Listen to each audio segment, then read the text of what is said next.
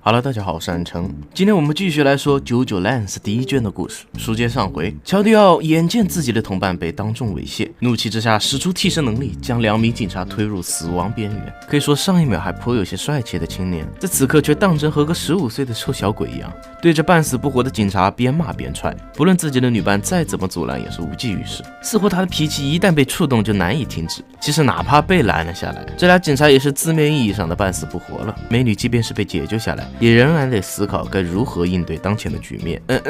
话还没说完，乔迪奥就直接掏出了打火机给警车点上了。而面对美女的惊怒质问，他却是再度回归理智，随意道：“我当然是在处理他们的车载数据啊，老哥。我们反正只被他们的行车记录仪和执法记录仪拍到了，更何况这俩人都是人渣，没有了物证，即便想要调查也无从下手啊。”女子不，这位性别开始逐渐微妙起来的泳衣人，也是索性迎合起了乔迪奥的说法。不过为了确保回家，亦或是来时的路上他们没被拍到，还是保险点比较好。自然说这话的时候，那语气可谓是相当俏皮又富有特殊的魅力，手指颤动。和先前一样，这泳衣人也是对自己的汽车车牌开始施展起替身能力来，目的则是为了改变车牌号。果不其然，一群如同施工挖掘机一样的超小机器人替身开始运作了起来。那履带和小巧的机械臂轻而易举地卸下了金属车牌号，想必先前对身份证件以及警察人的双眼，说不定对自己的某些身体部件也进行过操作，也说不定哦。非但如此，他还透露了一个更离谱的秘密，就连这辆皮耶卡也不属于他们俩，从头到尾那人渣警察就没有怀疑错，他们是惯犯，不论杀人还是作伪证，早就是轻而易举，外表做戏，内心却毫无起伏。然而处理完尸体的乔迪奥对于这人扑上来的感谢却是无动于衷，完全不见了之前调侃的风度。谁知道是因为他们处理某件事情要迟到了，还是二人之间早就存在了某些不为人知的芥蒂。就这样，一场被伪装的袭击车祸现场，只剩下了2名生死未卜的警察，穿过高速路，离开小花园，来到废弃车辆回收站。在一行4、5人的看守下，他们车上的那可疑冲浪板也被搬运了下来。不明型号的枪械，留着短发的痞子，颇有些不满的氛围，也在那包白色粉末暴露在光天化日之下时变得更加诡异了起来。不过只要钱能到手，对于2人来说，尊严其实也不那么重要。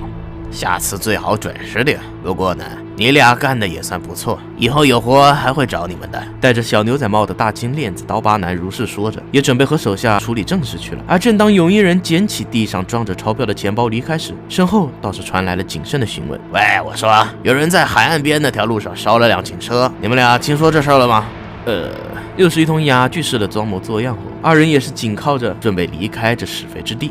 等下我们怎么回家呀？等回到大道上后叫辆网约车吧，先步行离开这再说。于是乎，关于他们俩贩毒险些被流氓警察逮到的事儿就此告一段落了。不过对于这2位替身使者的身份，倒是终于揭开了面纱。眼前这位穿着 Aloha 字样的夏威夷传统女性，便是他们的母亲 Barbara Ann。每天清晨7点1刻就得起来洗衣服，随后便是寻常的卫生间化妆打扮。早点自然是简单的烤面包、火腿以及鸡蛋了，要么是花上7分钟的水煮蛋，要么索性是煎蛋和花椰菜一起盛上餐桌。最不能忘记的则是给家人的爱心一吻。在睡梦还未结束前，他便离开了家门，毕竟只有这样他才能赶上8点06的班车。不过在一个机场免税店工作的母亲，倒也不至于忘记在出门前将衣服先晒出去。2人的母亲是如此受到欢迎，以至于邻居家的男孩也乐意帮他提包。2人相聊甚欢，甚至都没有注意到这热带气候突如其来的倾盆大雨。不过这也是因为即便如此，也有其余人赶来给他撑伞。这就是小镇上如此受欢迎的母亲，自然不是因为她的美貌和性格，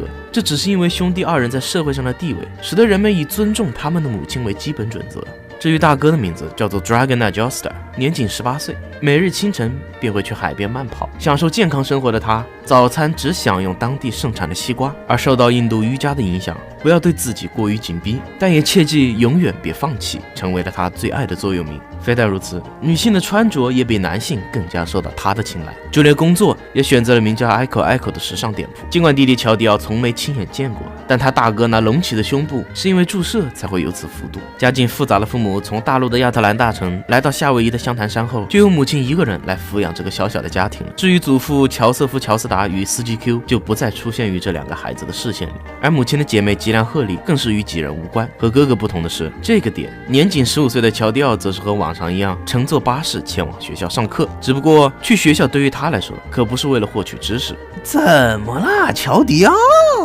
你这家伙今早看起来真是太靓仔了。东西带来了吗？自然，单凭这家伙也能看得出来，乔迪奥也不是为了交朋结友的。嘿，老兄，我可就指望着你的老兄啊！哎，乔迪奥你也懂得对吧？嘿，尽管连视线放在这家伙身上都让乔迪奥感觉作呕，但他却是对那手不干净的家伙当即就发了火，当着所有人的面便扑倒了这位穿着连体衣的怪物。你这狗屎他妈的还敢耍老子啊！找死啊！我来！哇，搞什么鬼啊你这家伙，这闹的是哪一出啊？吵吵闹闹之中，校车倒也是抵达了目的地。喂，前辈，哎，来，下车后，乔迪奥倒是恢复了冷静，将这老几叫到了自己的身边。刚才的事儿还真是抱歉了呢，你这么着急走干嘛？之前的热钱跑哪去了，老兄？之前的钱的事儿就当是我借给你的。不过，既然说到这儿，看着胡言乱语的乔迪奥，这连体衣前辈也不知道该说什么好。哎，我还是收回来好了。顺带一提啊，下次在车上就别把钱露出来比较好。我们学校的那座雕塑可是会看得清清楚楚，那你说是吧？好了，你现在可以转身走了。一边把钱夹在自己的作业本里后，乔迪奥一边做着独步特有的天地上下动作，一边跟赶狗似的赶起了这家伙。连体衣前辈刚一脸不悦地走开，骑着滑板车的另一名同学便同他擦身而过道：在芦苇草里面，很里面，别忘了过去看看。嗖的一声离开后，趁着四下无人，他倒也是当着雕像的面来到了滑板小子提到的地方。而不出意外的，这里同样有着他们都乐意见到的白色粉末。显然，这个学校和这座小岛都已经被肮脏和邪恶彻底占据了。好了，本期视频就到此结束了，希望大家多多3连支持，我也会尽快更新本卷的最后一集。我的黑暗科幻小说《伊甸效应》正在线上中网堂堂连载之中，希望以情绪阅读和我一同体验未来世界的小伙伴们加入收藏并持续追书。那么我们下期视频再见喽，拜拜。